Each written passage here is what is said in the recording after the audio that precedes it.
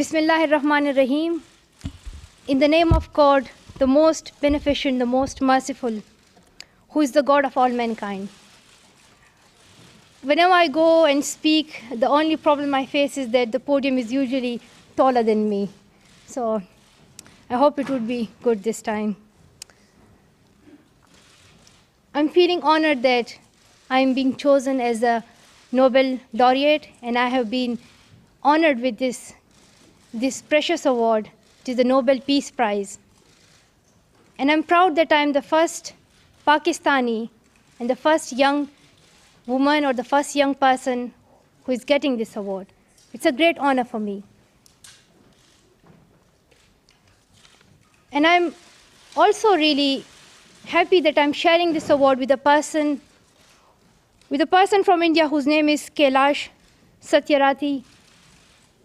And his great work for child's rights, his great work against child slavery totally inspires me. And I'm really happy that there are so many people who are working for children's rights, and I'm not alone. And he totally deserved this award. So I'm feeling honored that I'm sharing this award with him. He received this award, and we both are the two Nobel Award receivers. One is from Pakistan, one is from India. One believes in Hinduism, one strongly believes in Islam. And it gives a message to people. It gives a message to people of love between Pakistan and India and between different religions. And we both support each other. It does not matter what's the color of your skin, what language do you speak, what religion you believe in. It is that we should all consider each other as human beings, and we should respect each other. And we should all fight for our rights, for the rights of children, for the rights of women, and for the rights of every human being. First of all, I would like to thank my family, my dear father, my dear mother, for their love, for their support. As my father always say, he did not give me something extra, but what he did, that he did not clip my wings.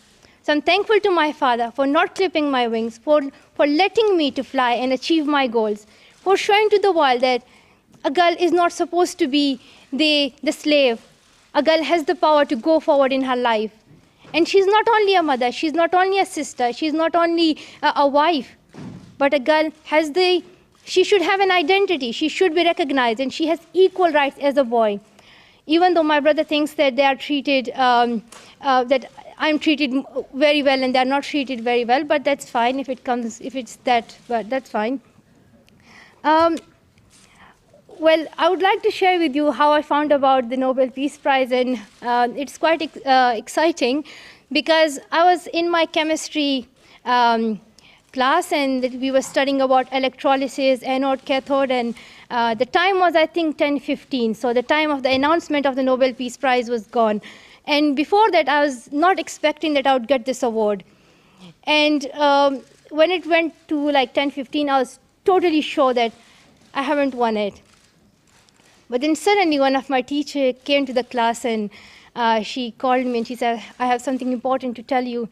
And I was totally surprised when she told me that, congratulations, you have won the Nobel Peace Prize, and you are sharing it with a great person who is also working for children's rights. And it's sometimes quite difficult to express your feelings, but I felt really honored. I felt more powerful and more courageous because this award is not just a piece of metal or a medal that you would wear or an award that you would keep in your room, but this is really an encouragement for me to go forward and to believe in myself, to know that there are people who are supporting me in this campaign. And we are standing together. We all want to make sure that every child gets quality education. So this is really something great for me.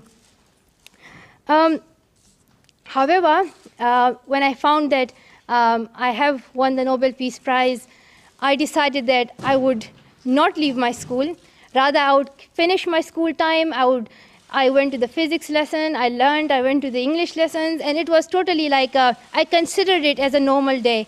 And I was really happy by the response of my teachers and my fellow students. They were all saying that we are proud of you, and I'm really thankful to my school, to my teachers, to my school fellows for their love, for their support, and they really encouraged me and they're supporting me. So I'm really happy.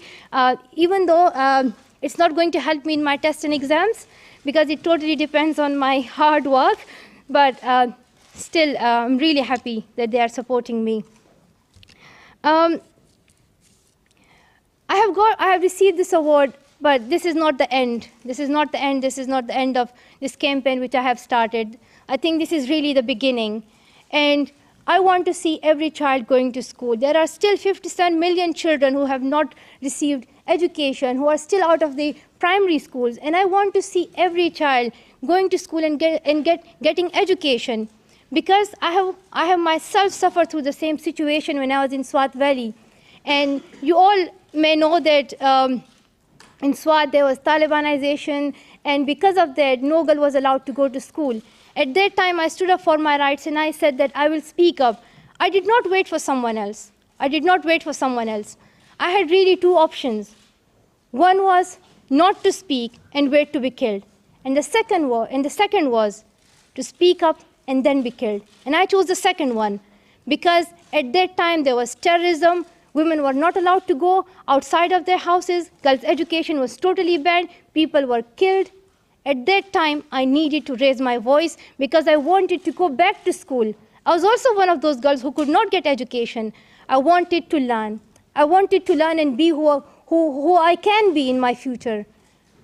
And I also had dreams. I also had dreams like a normal child has. I wanted to become a doctor at that time. Now I want to become a politician, a good politician. And when I heard that I cannot go to school, I just, for a second, thought that I would never able to become a doctor, or I would never able to be who I want to be in future. And my life would be just getting married at the age of 13 or 14, not going to school, not becoming who I really can be. So I decided that I will speak up. So through my story, I want to tell other children all around the world that they should stand up for their rights. They should not wait for someone else. And their voices are more powerful. Their voices, it would seem that they are weak, but at the time when no one speaks, your voice gets so louder that everyone has to listen to it. Everyone has to hear it. So it's my message to children all around the world that they should stand up for their rights.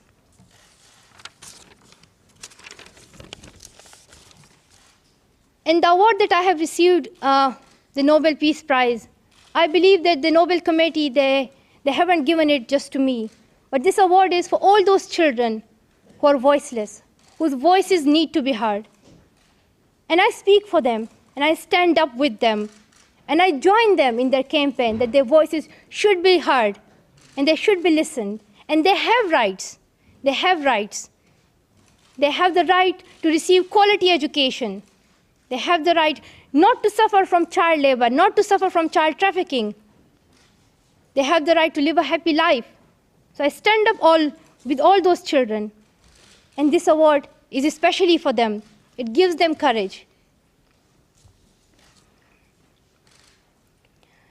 At the end, I would like to share with you that I had a phone call with Honorable Kailash. I cannot pronounce his surname accurately, so please, I just ask for forgiveness for that. I would just call him Kailash, if he wouldn't mind. So I had a phone call with him right now, and we both talked that how important it is that every child goes to school and every child gets quality education, and how many issues are there that the children are suffering but are not yet highlighted. So we both decided that we will work together for this cause, that every child gets quality education and do not suffer from these issues. Other than that, we also decided that as he is from India and I'm from Pakistan, we will try to build strong relationships between India and Pakistan. And nowadays, you know that there is tension on the border, and the situation is getting, it's not like as we are expecting. We want Pakistan and India to have good relationships, and the tension that is going on is really disappointing, and I'm really sad because I want both the countries to have dialogue, to have talks about peace, and to think about progress, to think about development, rather than fighting with each other. It's important that both the countries focus more on education, focus more on development and progress, which is good for both of them. So we both decided that I requested him that would it be possible that he request his Honorable Prime Minister Narendra Modi to join us when we receive the Nobel Peace Prize in December. And I promised him that I would also request the Honorable Prime Minister of Pakistan, Nawaz Sharif, to join us when I get and he gets the Nobel Peace Prize. So, and I myself request the Honorable Prime Minister Narendra Modi and Honorable Prime Minister Nawaz Sharif that they both join us when we receive the Nobel Peace Prize.